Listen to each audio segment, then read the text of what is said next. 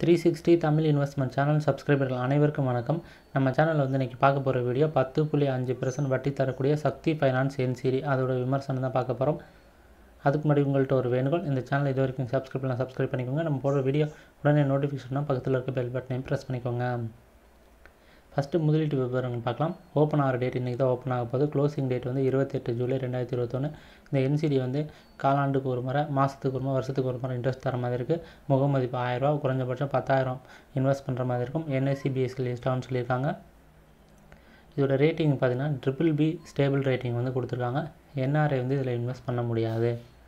அடுத்து interest rate பார்த்தீங்கன்னா 9.5லேருந்து 10.5 வரைக்கும் இருக்குது. நீங்கள் எந்த ஸ்கீம், அதாவது எந்த மாதத்தை செலக்ட் பண்ணிங்களோ அதுக்கு தகுந்த மாதிரி உங்களோட இன்ட்ரெஸ்ட் ரேட் மாறுபடும்.